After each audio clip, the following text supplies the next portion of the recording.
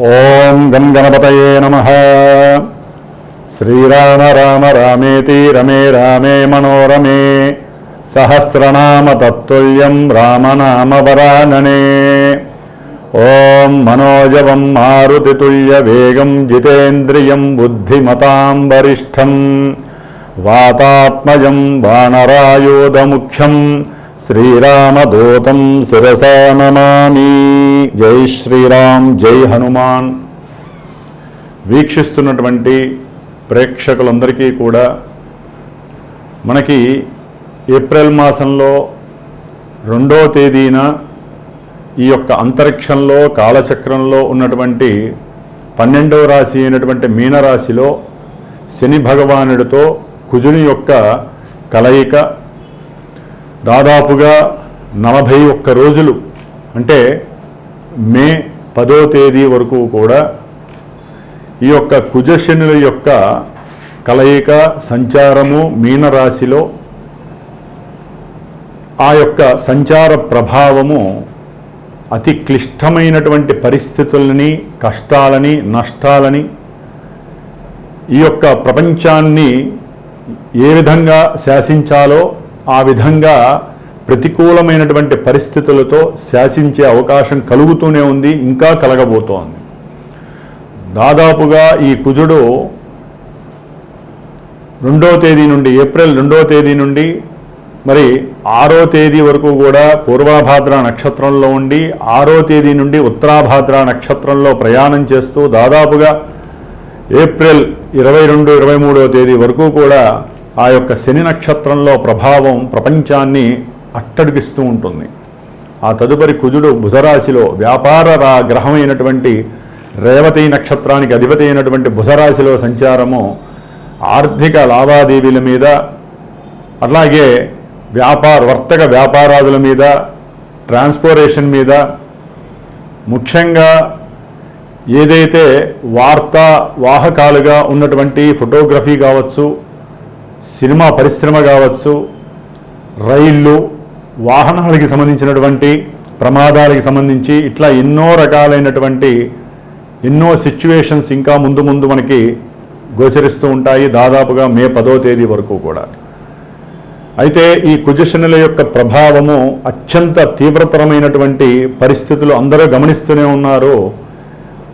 మేషరాశి నుంచి కూడా ఏలినాటి శని ప్రభావాన్ని అనుభవించేటటువంటి రాశుల్లో కుంభరాశి, మీనరాశి, మేషరాశి, అలాగే సింహరాశి అష్టమ శనిగ్రహ దోషాన్ని, ధనుస్సు రాశి అర్ధాష్టమ శని దోషాన్ని, కన్యారాశి వారు వేధాస్థానంలో అంటే సప్తమ స్థానము, వివాహ స్థానము, వ్యాపార స్థానము అయినటువంటి రాశిలో 7వ రాశిలో ఈ కుజశనుల ప్రభావము చాలా చాలా తీవ్రతని ఒక్కొక్క రాశికి ఒక్కొక్క రకమైనటువంటి పరిస్థితులను కలుగజేస్తుంది. అయితే ఈ యొక్క శనిగ్రహ కుజగ్రహ దోషభూయుక్తమైనటువంటి దశలు, అంతర్దశలు ఎవరికైతే జాతకంలో జరుగుతున్నాయో, ఎవరైతే మేష వృశ్చిక రాశుల వారున్నారో, మకర కుంభరాశుల వారున్నారో, కుజనక్షత్రాలైనటువంటి మృగశిర, చిత్త, ధనిష్ట నక్షత్ర జాతకులు, శనిగ్రహ నక్షత్రాలైనటువంటి పుష్యమి, అనురాధ, ఉత్తరాభాద్ర ఈ నక్షత్ర జాతకులు, ఈ రాశులు, దశలు, అంతర్దశలు, ఇందాక చెప్పినటువంటి ఏలినాటి శనిగ్రహ దోషాలు, అష్టమంలో ఉన్నటువంటి కుజశనుల యొక్క ప్రభావం, వీళ్ళందరికీ కూడా ఒక్కొక్కరికి వారి యొక్క జన్మజాతకంలో ఏ విధమైనటువంటి దశలు, అంతర్దశలు కలుగుతున్నాయో ఆ ప్రభావం అంతా కూడా ఇక్కడ చూపిస్తూ ఉంటుంది మానసిక వికారాలుగా. ఎందుకంటే గోచారం అనేటటువంటిది మనసుకు సంబంధించినటువంటి దోషాలని, మనసుకు సంబంధించినటువంటి ఆహ్లాదకరమైనటువంటి విశేషాలని, ఈవెంట్స్ని సూచిస్తుంది. వాటిల్లో విద్య, వివాహము, ఉద్యోగము, వ్యాపారము, సత్సంతానము, అట్లాగే వికారాలుగా గనక చూసినట్లయితే గనక భార్యాభర్తల మధ్య ఎడబాటు, కోర్టు సమస్యలు, వ్యాపారంలో నష్టాలు, మోసాలు, కష్టాలు, చెరసాలలు, ప్రమాదాలు, విద్యా విఘ్నాలు, వివాహ యోగం దగ్గర దాకా వచ్చి చెడిపోవటము, సత్సంతానం లేకపోవటం, ఇట్లా ఎన్నో రకాలైనటువంటి తీవ్రతరమైనటువంటి పరిస్థితులన్నీ కూడా ఈ కుజశనుల యొక్క ప్రభావం వలన కలిగేటటువంటి పరిస్థితులు. ముఖ్యంగా ఈ రాశుల వారికి దీర్ఘకాలిక అనారోగ్య సమస్యలు పట్టి పీడిస్తూ ఉంటాయి. ప్రమాదాలు చాలా ఎక్కువగా సూచించేటటువంటి ఇందాక చెప్పినవన్నీ కూడా రాశులు నక్షత్రాలు ఏవైతే ఉన్నాయో అవన్నీ. ముఖ్యంగా వివాహానికి ఆటంకాన్ని కలిగించేటటువంటి గ్రహాలలో ఈ కుజుడు, శని, జాతకాలలో కుజదోషాలున్న, శని వలన కలిగేటటువంటి ఆలస్యము, ఇవన్నీ కూడా వివాహ ఆటంకాలని, వివాహంలో ఎడబాట్లని, ప్రభావాల్ని సూచిస్తున్నాయి.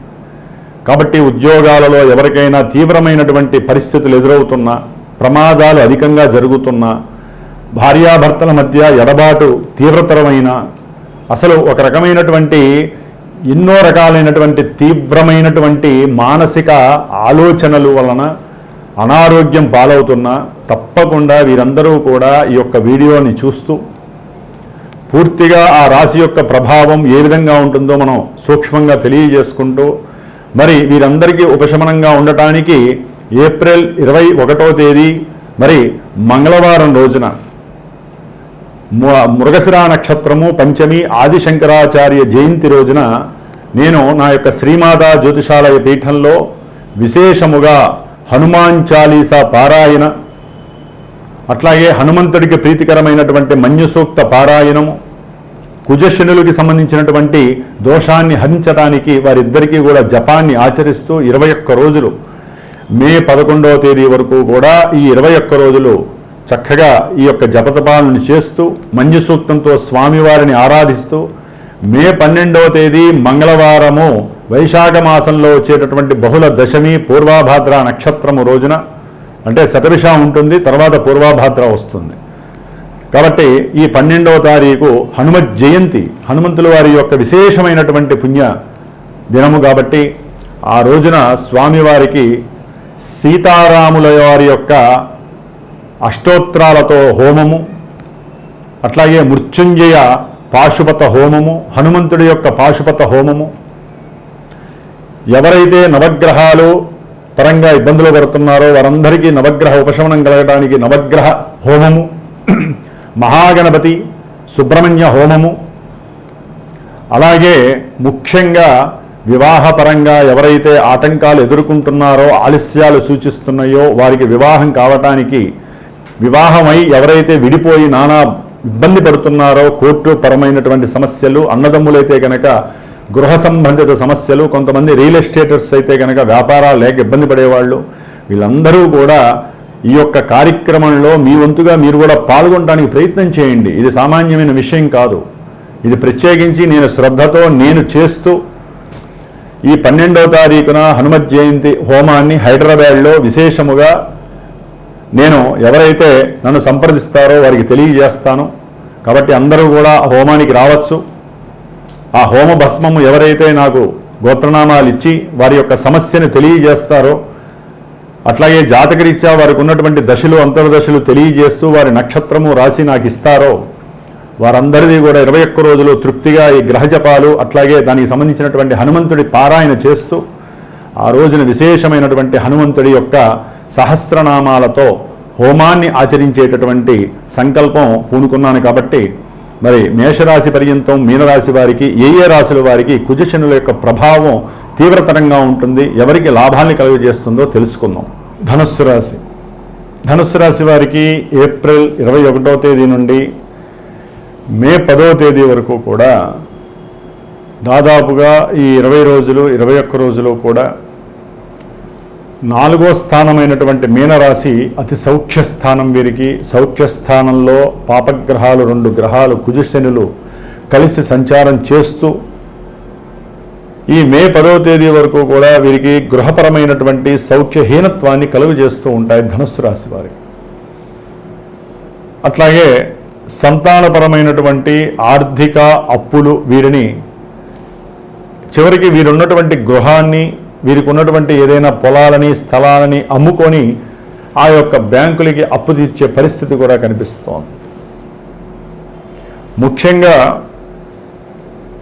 ఒక రకంగా చెప్పాలంటే ధనుస్సు రాశి వారికి వివాహపరమైనటువంటి విషయాల యందు వివాహం అయిపోతుంది అనుకున్నటువంటి సందర్భంలో కుటుంబంలో తల్లి తరపు నుంచి కావచ్చు, లేకపోతే అన్నదమ్ముల పరంగా కావచ్చు, అక్క చెల్లెల పరంగా కావచ్చు, వీరి యొక్క ప్రేమ వివాహానికి, కొంతమంది ప్రేమిస్తారు కదా ధనుస్సు రాశి వారు, వారి యొక్క ప్రేమ వివాహానికి కొన్ని అగాధాలు విగాధాలు ఎదురయ్యే అవకాశం ఉంటుంది. సరే, జన్మజాతకంలో ఏదైనా యోగం ఉంటే ఇవాళ కాకపోతే రేపు అవుతుంది, తర్వాత విషయం అది. అట్లాగే తల్లితో విపరీతమైనటువంటి గృహ సంబంధిత విషయాలలో, ఆర్థిక సంబంధిత విషయాలలో చర్చలు విఫలమవటం,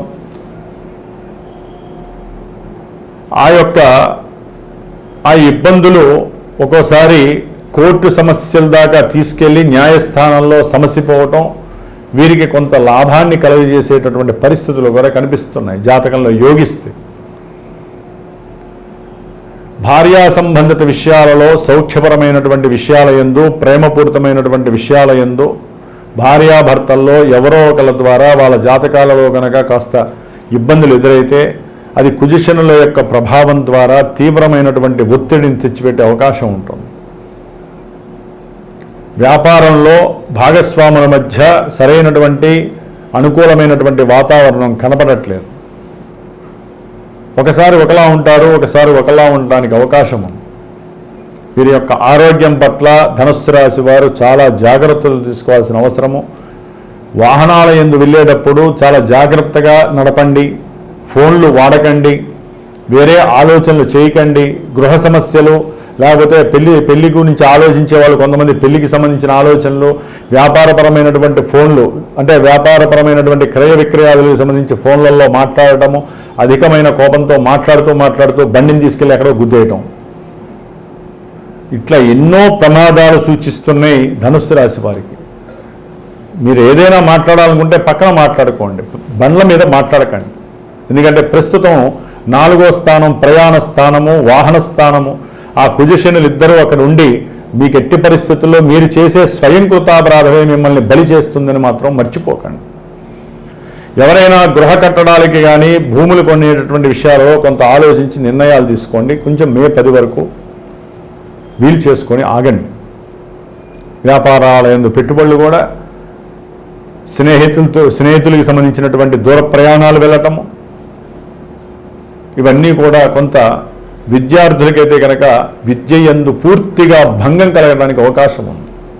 రాసేటటువంటి వ్రాత పరీక్షల యందు సరైన ఆలోచనలు రావు, మీకు సమయానికి మందంగా ఉంటుంది, ఆలస్యంగా లేస్తారు, ప్రయాణాల్లో ఆటంకాలు కలుగుతాయి. ప్రయాణాలు చేసి వెళ్ళాలి కదా వేరే చోటకి, ట్రాఫిక్ సమస్యలు కావచ్చు, తల్లి అనారోగ్య సమస్యలు కావచ్చు, కుటుంబంలో ఏదో పెద్దవాళ్ళకి సమస్యలు రావచ్చు, ఏదో సమస్య మిమ్మల్ని ఎగ్జామ్స్ రాయకుండా ఆపేస్తుంది.